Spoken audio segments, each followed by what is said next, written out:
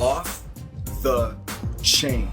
Dirty, rotten scoundrels. Unbearable. Explosive. Lies. Downright disgraceful. If y'all thought season 1 and 2 was crazy, y'all ain't ready for season 3. Oh, yeah, fam. What's going on, fam? It's your man, VACAY-J, and yes, I'm back with another video. This is for season 3, episode 2 recap of Tyler Perry's Ruthless. Yes, my guilty pleasure is back on the air.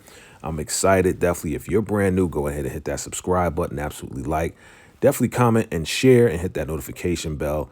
And also, just know that, yes, they dropped 3 episodes. So this is number 2, and then we're going to do a number 3 recap as well. All right, so look out for that. Before we get into this, definitely check out the recap of episode 1 and definitely check out the season 3 on the way. You'll get more insight. So the name of this is Uncharted Territories. Description reads, Brian tells Sheriff Conley, responding to a call, Joan makes a gruesome discovery.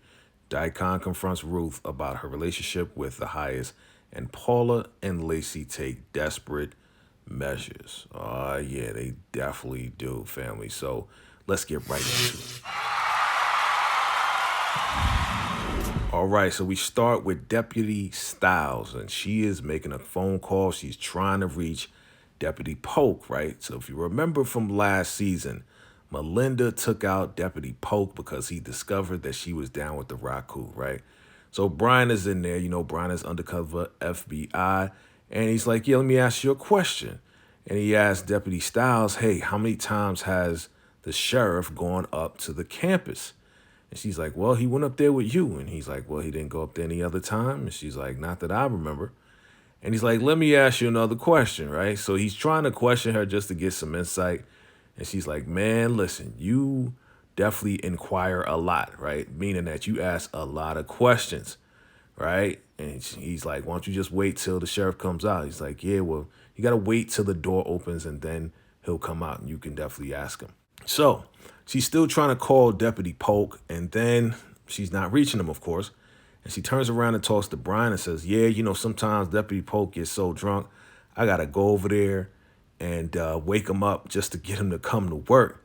And Brian's like, really? He gets that tore up? It's like, yeah, he does. That's why I have a key just in case. So she has a key. We know that Polk is dead and he's gone. We'll see what happens with that, right? So Brian's just waiting around, waiting until the sheriff opens his door so he can go talk to him, right? So now let's shoot over to Mr. Herberts' house. They got the straps out on Paula and Lacey. And yeah, they're, you know, really scared, but they're kind of like, well, you know, what are we going to do now? You know, what's going to happen? I mean, they are hiding from the Raku. And Herbert's like, hey, go call the sheriff. So he tells his wife to go call the sheriff, right? And they're like, oh, yes, please call the sheriff. Please call the sheriff. You know, they could definitely save us, right? That's what they think. They have no idea. So Mr. Herbert's like, all right, sit on the floor for right now. We'll wait till the sheriff shows up. So Mr. Herbert's wife calls, right, the deputy office, talks to the Deputy Styles and said, yeah, we got more of those rockadoochie people over here. You know, definitely come and get them or tell the sheriff, let me talk to the sheriff, right? So they're just sitting there, you know, praying or whatever. They're just really scared. And she says, hey, sheriff. And he's like, what's going on? You know, I'm still in my office. It's like, yeah, it's the Herberts house. So he gets on the phone. He's like, yeah, we got more of those rockadoochie people over here. When you coming over here to come get them? He's like, all right, I'm on my way, right? So he's talking to her still. And, of course, Brian, he's going to snoop, get on the phone just to listen in as to what's going on. He's still investigating, right? He's still investigating not just the Raku, but all of them, even the sheriff's department. So he's like, all right, just hold them there. Make sure they stay there. Make sure they don't run away like last time. So Brian is like, hey, we going up there, right? We going up. He's like, nah, I'm going up there. You going home. You going home. I'm going to go over there and check it out. Yeah, there's nothing for you to do and everything else like that. He's like, you sure? You sure? He's like, yeah, go ahead and go home, right? So the other deputy's like, listen, you shouldn't do that. You shouldn't poke the bear. He's like a bear. You shouldn't poke him. And Brian's like, okay, I see what you're talking about. Right? Because he basically shut Brian down from going up to, you know, the Herberts house. So now Mr. Herbert and his wife, they still got him at gunpoint, right? And they're like, okay, yeah, the sheriff's on the way. It's like, oh, yeah, we can't wait. Yeah, we're going to be saved by the sheriff. And they, again, have no idea. They're hugging each other like it's over, like they're going to be rescued. They have no idea at all. And they're like, well, don't run away like that other girl. And they're like, other girl? What was her name? And, the wife was like, yeah, her name was Tally. And she was here and she thought the same thing, that the sheriff's going to come and save, all of them. And yeah, like she ran away. So she's like, why did she run away? What happened? Why did she run away? So they questioning why she ran away. And they talk about how, yeah, the Rockadoochie people, they lie. So they'll stay away from, the sheriff or whatever, right? So they still at gunpoint. Now we got River and Joan, and they're talking about everything. They're talking about all the money and still trying to embezzle that money. But she's just glad that he's safe and that everything's all good. And they're talking about Ruth, of course. And Ruth is in there calming down the highest. And yeah, he's like, man, you still believe in this rock-a-doo-doo? And I said, yeah. Yeah, they must be watching my recaps because they know I call it the rock-a-dookie, right? So, River says the rock-a-doo-doo. So he's like, wait, I see Dikahn, right? He's like, you see Dikahn? Where's Dikahn? And he's all scared or whatever. She's like, yo, what are you going to do when you see him? He's like, I'll handle it when I see him. I'll handle it when I see him, right? So now Joan goes to Zane. She goes to the laundry room because she gave Zane the books, all the books, before she thought that everybody was going to die and everything else like that. So Joan goes in there and like, yeah, you still got the books? She's like, yeah. So she gives her the books back of, all the records, all the money. And she's like, you okay? She's like, yeah, I'm okay. I'm better now, She put a little makeup on too. I'm like, okay, looking a little cute there, maybe, Joan. All right. So it's just talking about how they hope things will go well, how they hope things work out, and how they want to still get out of there, but they got to be careful, right? So now we got this right here. Andrew talking to Oliver, and they're going back and forth. And they're like, yeah, you can trust me. Come on out. And Oliver's like, nah, you come on out. So they don't trust each other. They start lying to each other and everything's like, yeah, man, you're not going to make it. Andrew's like, you're not going to make it because, the girls didn't make it. And he's like, how do you know? Because Manny told me. He's like, you don't got a phone? He's like, yes, I do. And then Oliver's like, well, we're going to make it because the girls are with me. And he's like, you lying, man. Now we both don't trust each other. So they're going back and forth. They don't trust each other at all. And yeah, where they were brothers before, nah, that's not the situation at all right now. And he's like, all right. He's like, yo, just shut up, man. I don't even want to talk to you. I'll stay out here as long as I have to. And Andrew's like, all right, bet. It's like that, brother? Okay. So now Joan, she makes a discovery. She's walking around and she sees that Melinda is in that little box area. And she is crying. She's upset because she see that Melinda is dead and they don't know how it happened. She doesn't know. River knew that she was there, but he doesn't know how it happened either. And they're like, yo, we got to keep it on the hush. Don't say anything. We just gotta keep it on the low. And she's like, oh my God, she's very upset. Again, she's getting more scared as to what's happening because now she's finding bodies around the campus. Don't know how, don't know when, or whatever it is, but River's trying to keep her cool. And they all got to stay cool. So now Zane and Elder Mother Marva, they're walking around the Highest's trailer.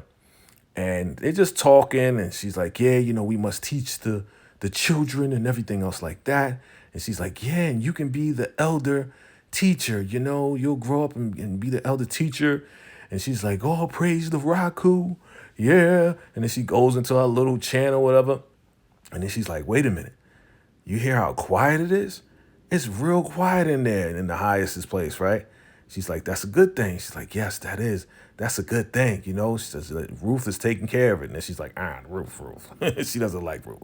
So Ruth is braiding his hair or straightening out the Highest's hair. And, after she gave him a bath, got him all ready. And he's like, yeah, I just got some major concerns of my soldiers because I haven't heard from them and everything else like that. He's like, yeah, I must contact them. And she's like, okay, well, how you going to contact them? It's like, well, I got a phone in that desk right there. I got a phone. She's like, should I go get the phone? And he's like, yes, go get the phone for me. Go get the phone for me, right? So he's going to get on the phone and he's going to call Andrew up, right? So he calls up Andrew and he's like, Andrew, what's going on? He's like, yeah, I'm waiting on Oliver. Yeah, we're going to have to get him in one way, shape or form. And we're gonna bring him in. And the highest is like, okay, not a problem. Just try to bring him in alive. But if not, I'm not going to be disappointed. I'm relying on you.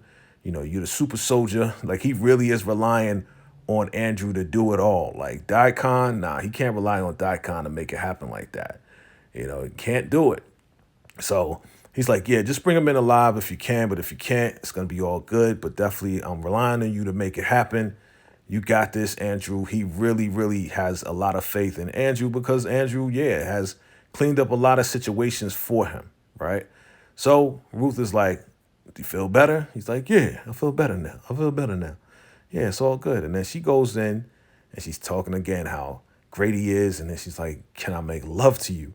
And he's like, what? You want to make love to me? And she's like, yeah, it's just, nobody will know how I feel. Like, she's like, you will never know how I feel of having you inside of me. I'm like, whoa, okay. It's like, she's getting all deep with it. And she's really just showing that she really is into the highest, and then she leaves, right? He's like, you're the highest, you're the best. So Joan comes over and she's like, yeah, I see that you calmed the highest down. She's like, yeah. And then she's like, how did you do it? And she's like, do you need anything, Joan? Because I don't trust you. Like, you lie and all of this and that. I don't trust you at all, right? I don't trust you. So don't even ask me questions. Don't ask me for nothing. Like, I'm not trusting you at this point, And then she starts breaking down and crying because she discovered Melinda in that little box, in that little shed, and she's telling Ruth. So now we go over to the kitchen, and we see Elder Mother Marva. She's making some food for the highest, right? So, Ruth walks in. She's like, oh, highest, I have your food. And she thought it was the highest, but no, it's Ruth. And Ruth was like, yeah, okay, give it to me. I'll take it to the highest. She's like, no, it's not ready. And she was like, I thought you said it was ready. And she was like, no, it's not ready.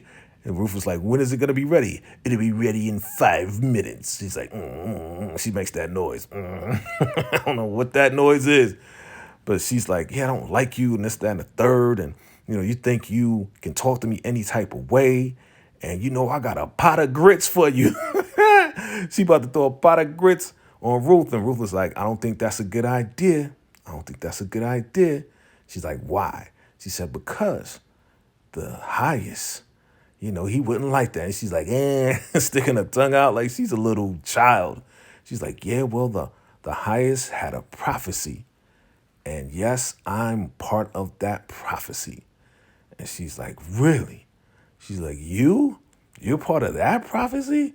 And she's like, what? And she's like, oh, shoot.